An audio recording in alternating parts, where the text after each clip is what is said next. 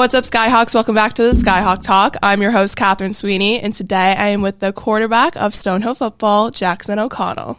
Hey guys, happy to be here. Welcome on. Okay, let's get right into it. Who are you as a person before football? Beyond football, I think I'm a pretty normal, basic guy. I like being around my family. I got 2 dogs at home, like being around them. Normal stuff, hanging out with my friends, playing games, watching movies. Very chill, I guess. Nothing really too crazy. What kind of dogs do you have? I got 2 labs. I got a brown lab named Bear, and then I got a yellow lab named Tucker. Nice. How old are they? Bear's turning 9 soon, so he's getting up there, and then I think Tucker's turning 5 in the spring. Awesome. Yeah. So do you think being a quarterback has shaped your personality, or do you think your personality shaped you into a quarterback?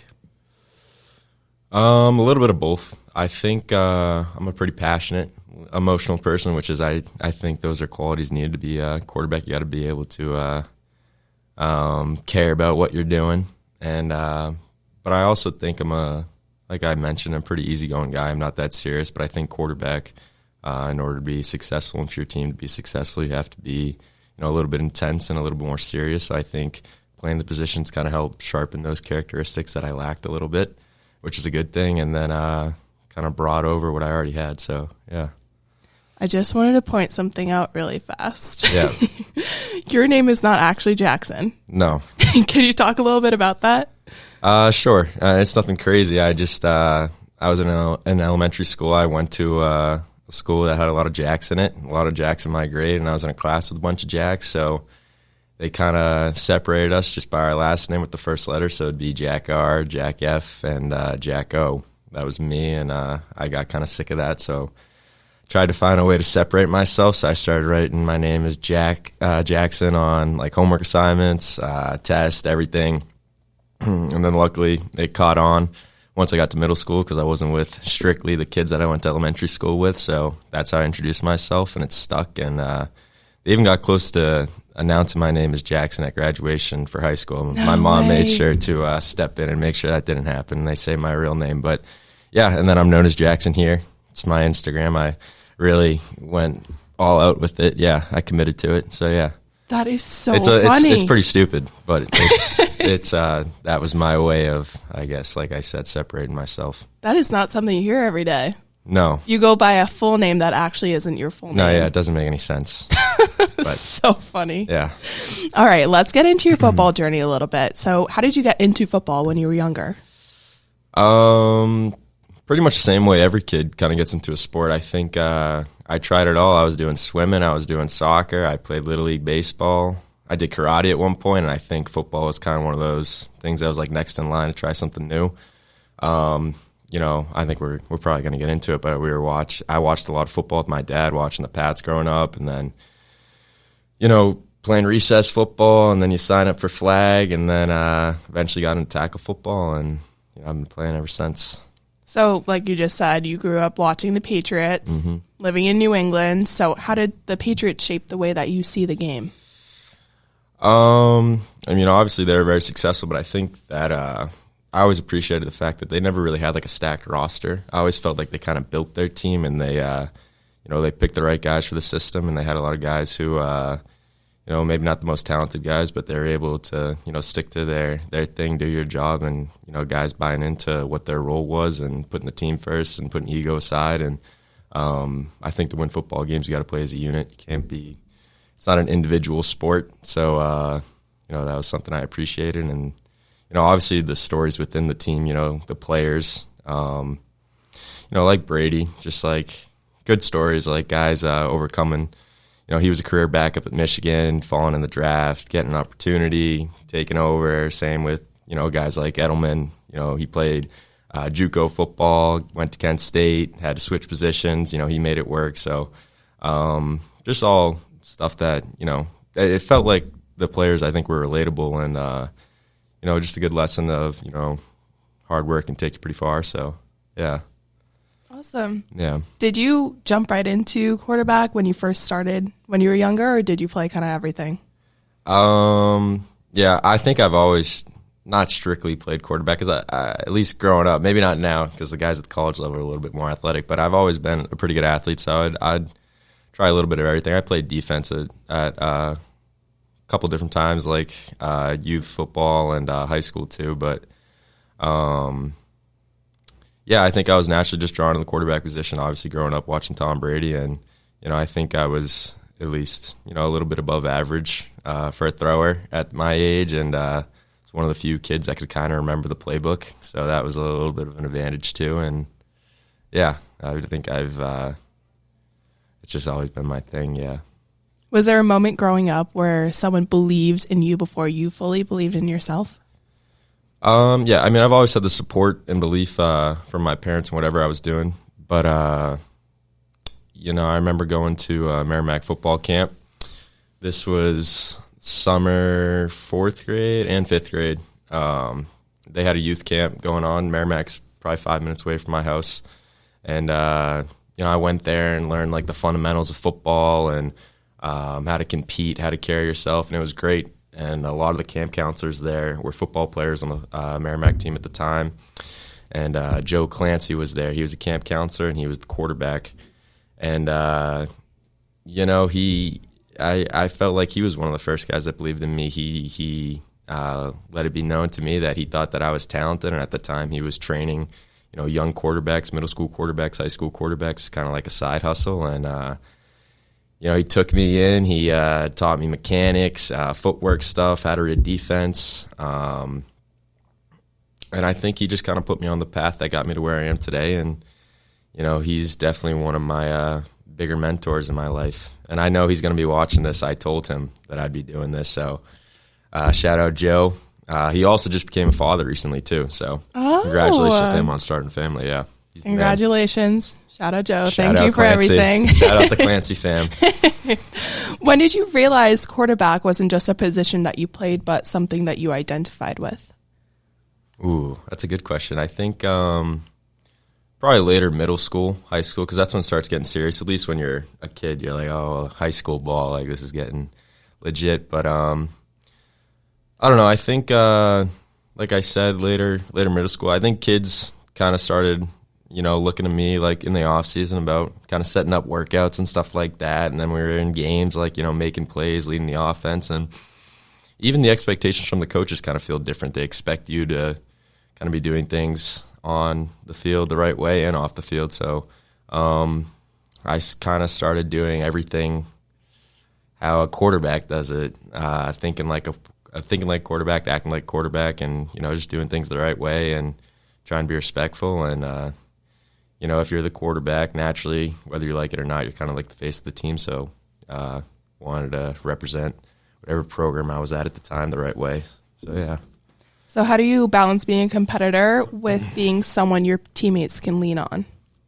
That's a good question, because that was something that I was kind of struggling, I think, a little bit this year that I've gotten better at, and I'm still continuing to work on.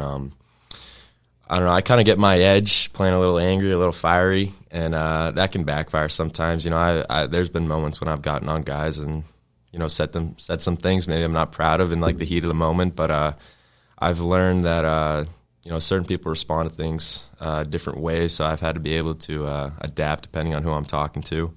And another thing I've learned is, if there's moments like that when, you kind of spaz out, it's good to kind of reconnect with the guy at the end of the game or at the end of practice and kind of let them know what your intentions are. I think the main reason I kind of get on guys, there's days where I see guys at their best, and that naturally becomes my expectation or my standard for them. So when they're not meeting that standard and I kind of feel like they're not playing to the best of their abilities, I get on them. But I think it's out of good nature. I just want to see these guys, live up to their potential and succeed and go as far as they can go. So, yeah, it's all for good reason. Hopefully they understand that.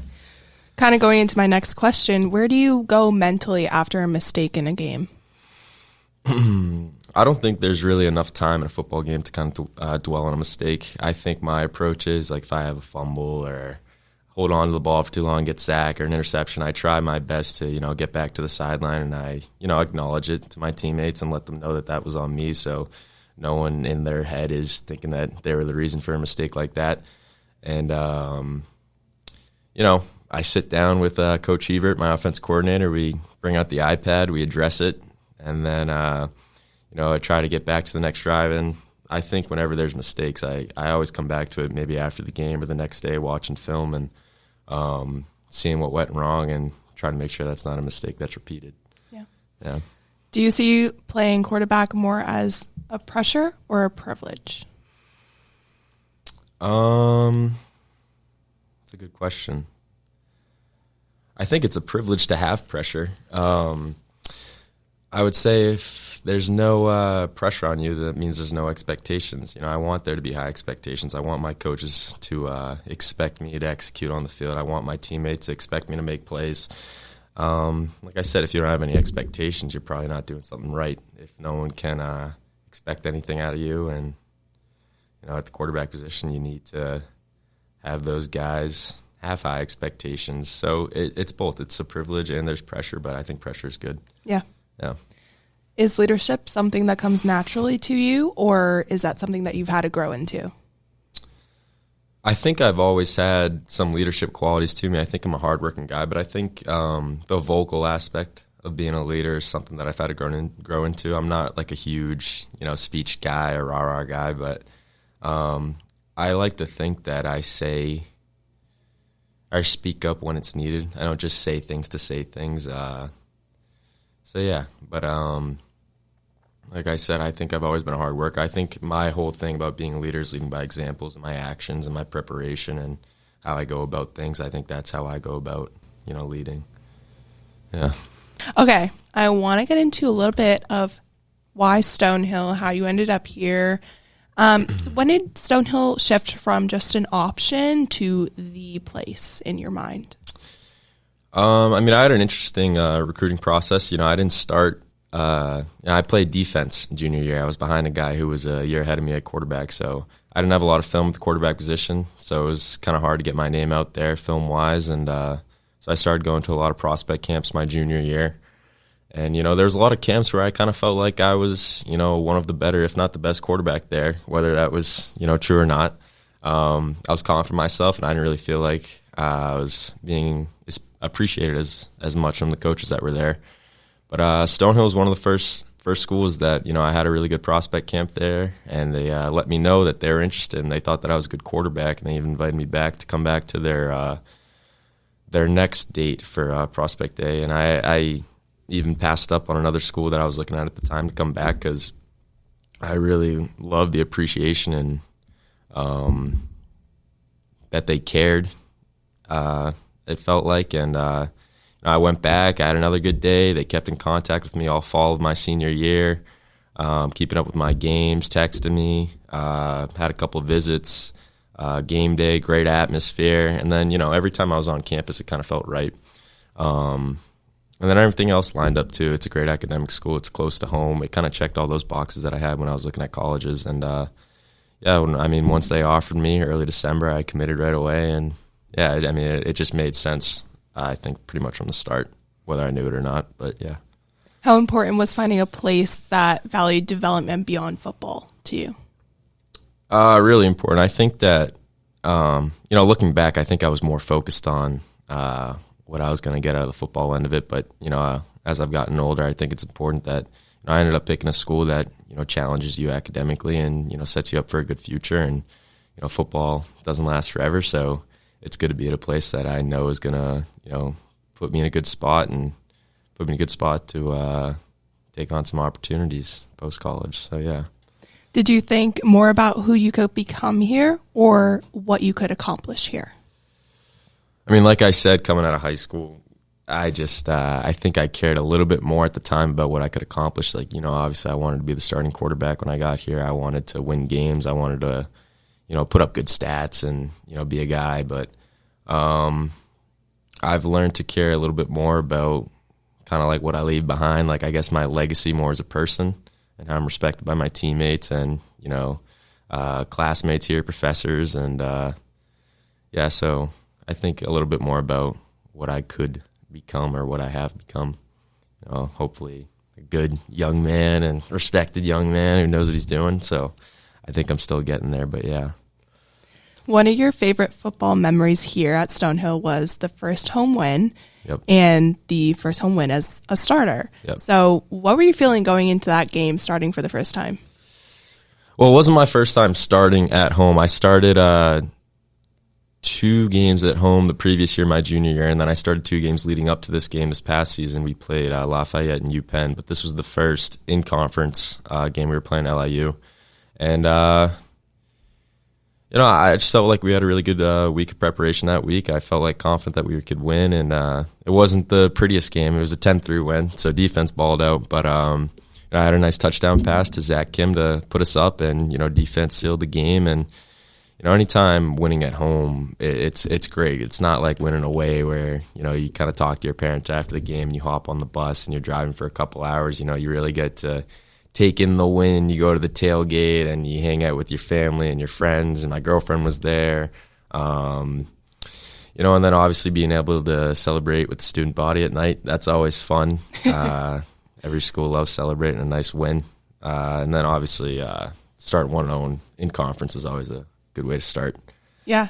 So another athletic memory that you loved is the win against Maine this past season, specifically the 4th and 21 touchdown pass. Yep. Can you walk me through that touchdown and what was going through your mind in that moment? Well, I was a little upset with myself from the previous play. I kind of held on to the ball a little long and put us in a situation where we were pretty far away from the first down marker. But, Hebert drew up a good play, but at the end of the day, I kind of knew that I'd probably have to buy some time and, let the guys get down there a little bit, closer to the chains, closer to the end zone. And, I rolled out and kind of threw up a prayer. And luckily, I think the main DB made a pretty bad read on the ball, and, Briggs was waiting there in the back of the end zone, made a great catch. Aware of his surroundings, knew where he was, got his feet in, and, it was a great moment. What did it mean to share that moment with a friend and a teammate like Brigham?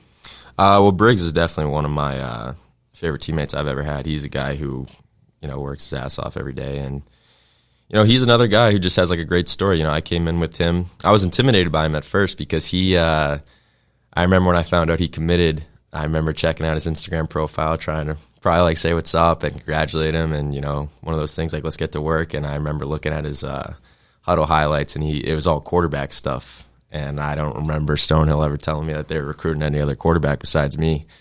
So that got in my head a little bit, but then I met him on campus, and he said he was coming in as an athlete, and he was probably going to play receiver, which was relieving. And he and he crushed it. He was part of a really talented wide receiver room his freshman year, and he kind of just kept working. He had to deal with an injury to his freshman year, and he just kept working his way up, and he eventually got some playing time, and eventually became a captain, deservingly so. And, he's the man, and I'm glad that he was on the receiving end of that touchdown, a really good moment for the program. Sounds like Stonehill Football gave you some pretty great friends on top of teammates. Oh, big time, yeah. That's awesome. Yeah. So you said to me that your parents are your biggest motivators. Yep. What lessons from them show up in how you approach football?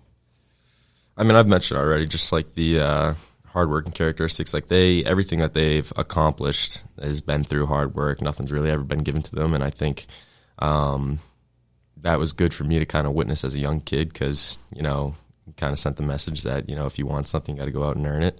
So yeah, I mean, I could go on and on about them, but I think that's like the main thing that I got. So another name you mentioned to me, who is your biggest motivator as well, is Kate. Can you tell me a little bit about Kate? Yeah, we could do a whole podcast on Kate. She's great. We've been dating for a little bit over 4 years now. I started dating her fall of my senior year, fall of her junior year. And yeah, she's awesome. She's been by far one of my biggest supporters. I don't think I probably get as far as I've gotten without her. And, she's one of those special people that I think a lot of people are just naturally drawn to her. She's incredibly smart. She's super kind. She's funny. She's fun to be around. She's a great athlete, too. She was a really good athlete in high school. Lacrosse player, played a little bit of hoops. And now me and her are playing pickleball in the summer, trying to get that down. But no, she's awesome. Pickleball is so fun. Oh, it's great. That's probably going to be my main thing once I'm done with football. Pickleball, and I got to learn how to golf. Yeah. How does having someone like Kate in your corner help you navigate the demands of being a student athlete? It's huge. I mean, she's super understanding of the demand that student athletes have to take on. Like, she knows my schedule is a lot, and, there's times that I can't be around for certain things that I want to be around for, especially for her. And, she never holds that against me, and she, she's a good listener too. I mean, there's been a lot of times where I probably talk a little bit too long about a bad practice or a bad game, or, especially early in my career, getting yelled at and learning the playbook and, not getting enough reps and stuff like that. She's always been a good listener, and she's always kind of reassured me about my abilities, and she's just very optimistic, and, I guess I'm trying to be a little bit more like her. Yeah, it's good to have her in my corner, for sure. So sweet. Yeah. That's awesome. She sounds amazing. She is amazing, yeah. Let's talk a little bit about balance and life outside of football. Yep. How do you stay grounded during the chaos of a season? I think time management's big, and I'm not saying I'm perfect in that sense, but, I try and be as present, super present in football and super present when I'm in the classroom. I try not to have those two intertwine. I never want to be at practice thinking about an essay that I procrastinated all week that I got to get done before midnight, and I don't want to be, in class thinking about the team that I'm playing and watching film and not paying attention. So I try not to have those overlap, and then obviously, whenever I have a little bit of free time, I try and find people to kind of hang out with and not talk about football, whether that's, there's been times I've gone home in the middle of the week just to have, dinner with my family and catch up, see my sister, see how they're doing, see the dogs, like I mentioned. And, I'll go visit Kate. She's at Boston College, so it's pretty close, just convenient. And, I'll walk around the res with her and just talk about whatever, and trying my best to not be too overwhelmed with the game that week or whatever's going on at practice, and just find times to, not think about it. That kind of goes into my next question, which was, when you need to mentally reset, do you prefer being around people, or do you like unplugging on your own? I think I do both, depending on the mood. Like I said, I love catching up with my family and, having like a nice like home cooked meal, or, doing whatever. But there's also times, I'll just go for a walk, or I'll go for a drive or do whatever, get some food. I don't necessarily need to be around people to get away from things. I like having just kind of me and my thoughts sometimes, and I'll go to the field house and shoot free throws and just kind of hang out. I think I like staying active when I'm doing those things, but yeah, a little bit of both. Is the competition something that you seek even off the field? I think so. I think competition is fun, and I don't know, I think I've always kind of had that thing internally where you're like, yeah, I'm better than you at that, whoever it is, which is a little crazy, but I don't know, that's my idea of fun. And yeah, I guess I do look for competition no matter what it is, even if it's something little. Yeah. Looking ahead a little bit, what are your plans for next year? I'm going to be coming back for my 5th year, so I redshirted my freshman year, so I have another year of eligibility, and I'm going to be getting my master's in marketing, so that's fun. So yeah, I'll be on campus for the first part of the semester, playing football, and then I'll finish it up back home. Yeah, I'm excited to come back. It's cool being around and being part of the workouts. This is my 4th go-around, which is pretty nuts. But yeah, it's been good.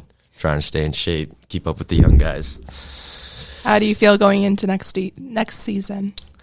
I feel really good. I mean, we brought in some transfer guys who look really good from what I've seen so far. And, this is going to be my 2nd year under Coach Hebert, my offense coordinator and quarterback coach. And, we've just continued to develop our relationship, and, we've gotten really close, and I feel like we're on the same page. And, especially having another year of experience under my belt, I feel really confident. We got some good teams on our schedule, and it's going to be a good experience. Yeah, I'm excited. Awesome. How has football shaped who you want to become beyond the game? I think football's taught me a lot of lessons. It hasn't been a smooth journey. I think that, there's been a lot of times where I wasn't sure if I'd be able to get through it. But, I just kind of kept coming back, and I think that's a good thing to apply to the real world. And, there's countless lessons I feel like I've learned from football. I think discipline's definitely up there with one of them. And, yeah. Probably not a long enough answer. No, it's okay. Yeah. What do you hope people say about you as a teammate when your time here is done? I'd like to think that I was hopefully approachable. That's definitely one of them. I'd hope that I was never a guy who seemed like too cool or too big to kind of talk to. You know, I remember being in high school too, in college, like being a freshman, and you look at the guys who are seniors or you look at the guys who are starting, and you know, they kind of walk around with a certain, I guess, aura about them, and they kind of seem like they're bigger than what's actually going on. And I'd hope that they think that I was just like, you know, a relatable, fun teammate to be around, and a guy that was easy to talk to, and hopefully they feel like I always kind of supported their journey and their career. And then, same thing that we mentioned earlier, just that I was hardworking and I did things the right way, and I was a good example of, you know, how you should kind of go about things as a football player. Yeah. My last question for you is, what is one piece of advice you would want to give your freshman year self? Ooh.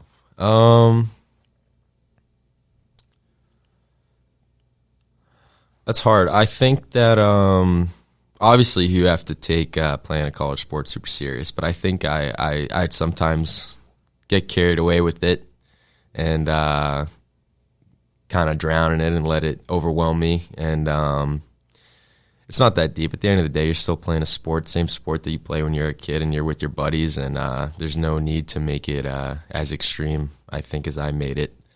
And you know, just enjoy the moment and be present. Kate always says, be where your feet are. So I'd probably tell him that. That's a great saying. Yeah. Be where your feet are. Yeah. I love it. Full of great sayings.